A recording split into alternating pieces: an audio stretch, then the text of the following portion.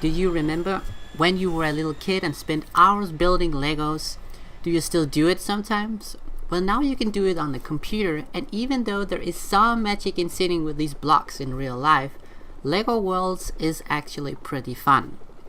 This review is a bit overdue, since I have been planning on doing it for a while. However, because of the bad state of the game at release, I wanted to wait. Before I start, I would ask you to consider to hit that red subscribe button down below. It tells me you like what I'm doing and helps my channel grow. If you are already a subscriber, I thank you a lot for following me. Thank you, thank you, thank you. Now, LEGO Worlds were released in 2017. And I did play at the time, but my honest opinion about it was that it was very laggy and not optimized for even pretty good computers. The way targeting worked was bad, camera angles was bad, too little explanation on how things worked, too many secrets to figure out, especially because this is a kids game, so it would be very hard for many kids to figure out. Crashes and pinpoints on the map that showed you where chests were was hard to figure out. When playing two-player, player 2 would not get things unlocked on his character for his own world. So getting someone to play on your world was harder because the progress was halted. Now LEGO World consists of several worlds called biomes. There are many different biomes that you can visit. I'll just name a few of them, like the Wild West, Forbidden Forest, Underwater Cities, Castles in the Sky, Western Towns and Modern Towns, and many others. You can go down in the caves and find Cyclops as well if you want to. However, the underground system is not that well developed in my opinion. It's like they wanted to make caves, but just kind of didn't want to bother with it anyway, and it was just easier to make it procedurally generated like the top. It just doesn't work that well for underground environment. When you start out in LEGO Worlds, you have nothing. But you get a tutorial about how to use the different tools that you find along the way. You can use your spaceship to travel between worlds, and the goal of the game is to find these golden bricks that unlock bigger biomes for you to travel to. Bigger biomes of course means there will be more stuff to find and look at. Now while you're on your journey, you can use this discovery tool to discover things you don't already know. When you have discovered it, bought it within the game currency, you can place it wherever you want to. It's pretty cool to just smash down a building, a shark, or even a dragon if you have one. LEGO Worlds 2018 is the same game as the 2007 released version, but a much better version of it. LEGO Worlds 2018 is the same game as the 2017 released version, but a much better version of it. LEGO Worlds have gotten 2 new DLCs since its released, one called Classic Space Pack and the other called Monster Pack. In this review I won't talk about them, but I want you guys to know they exist if you want to further expand on your LEGO experience. There's even a free Christmas DLC now included in the base game. Both of the DLCs bring new stuff to the game, but the core game still has plenty of things to experience.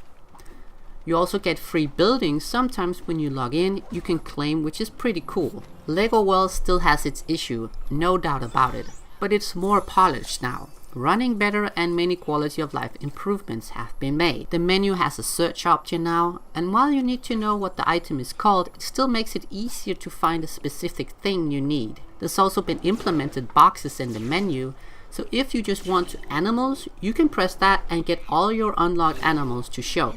The quest system is still hard for younger kids to figure out. Even for me as an adult, some things are just not intuitive. Now I like that there are some puzzles and secrets to unlock, but I don't like that you have to resort to YouTube to figure out how to unlock a certain guy.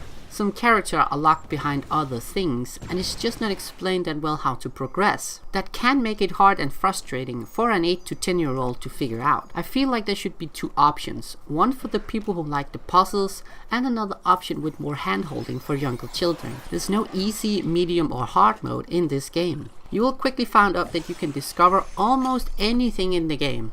And a cool little thing is, if you find something you really like, you can make a copy of it as well. Now it all boils down to what LEGO is meant to be used for. Building and using your imagination, and that's where the things you picked up on your journey comes in. Because when you've played for some hours and discovered the things you see, you can start building your own ideas and use the Legos you've collected and unlocked in your own town, castle, or whatever you want to build. The copy tool works but has its limitation. I found several castles and buildings that I wanted to bring to my own cities, but because of limitations in the copy tool, I couldn't make a copy of the entire building, which is a bit sad to only get like 90% of it. On smaller buildings and things, the tool, however, works pretty okay. When you run around, you'll find small quests here and there. Some are take a picture of a guy standing in front of a building, or paint the pyramids in a specific color, give food to animals, or spawn a specific cat. There are several quests and they're interesting enough, but after 20 hours of gameplay, they can be a little repetitive. It does seem like from the several updates the game has gotten, there are a bit more quests than when it was released, which is a nice addition. I think the graphics in the game suits the Lego world. It's very bright and colorful, and I get the feeling that it's a Lego universe. It's the same thing with sounds, simple but meaningful. Nothing overly crazy, but still not lacking in any way. If I had to ask for something, it would be more variety in the music. There are still some camera issues where the camera clips into the wall, and I have experienced places where you can be underwater, but your camera in a cave, and then the game stops making underwater sounds.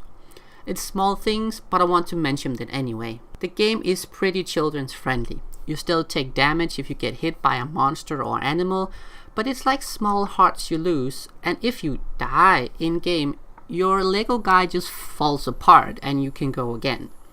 The Lego you play can be fitted and customized like a real Lego, so you can change the face or legs, capes, arms, hands, and things like that. So basically, you can look how you want to. If you want to be that zombie-headed cowboy with a cape and snow gloves, well, you go ahead. The more people you unlock, the more options you get. The world shape tool is my biggest grip in the game, at least to me. It's so hard to use. Just trying to make a slope or make a flat area takes time, and having to readjust what you made is something you'll spend more time on than you want to. It has a learning curve, but the more you use it, the better you get at using all the different ways you can manipulate the terrain. One fun little addition is the paint tool. If you paint something with lava, it actually becomes lava in game. And it's the same thing with ice, water, mud, and so on. It's a pretty cool and gives the player more tools to play with. In Lego Worlds, you can even find small dungeons you can explore and find that chest with a golden brick, or maybe a new building to unlock as a reward. All in all, I think Lego Worlds is a really good experience. If you like Lego, you will have fun in this game if you can run it. Sadly, many people seem to have problems with the game, and I've had my share of issues as well. Now, I can't speak of how big the percentage of player having issue is, but it does seem like some of the issues with the game are not only 2 or 3 players. The problems range from everything from crashes to corrupted save games to infinite load screens. Fixing these issues means going into hidden folders in Windows and deleting files, which is something a child should not be asked to do. Now, this has not so much to do about the quality of the game, but I still think it's important to mention since so many people have had issues. I really do hope the developers will put more attention into fixing these issues, since it's a thing like that that will make people pass on the game. And I think it's a pity because of the fun experience you can have with it. So, should you buy it? Well, if you buy it on Steam, you can test it out, and if you have problems with the game, you can ask for a refund from Steam. As long as you haven't played more than 2 hours, I feel I need to mention that it's always Steam that makes a judgment if you're entitled to a refund. I have, however, used it before with games I had issues with and haven't had any problems yet with getting a refund. So trying it out to see if it works on your PC is possible. I really think if you like Legos or want to play with your younger kid, this could be a fun game to play. Since it's very relaxing, you could take time to explain things and show how they work. Now, thank you for taking your time to watch this review, and I hope you would consider to press that subscribe button down below. It really helps my channel. Take care, guys.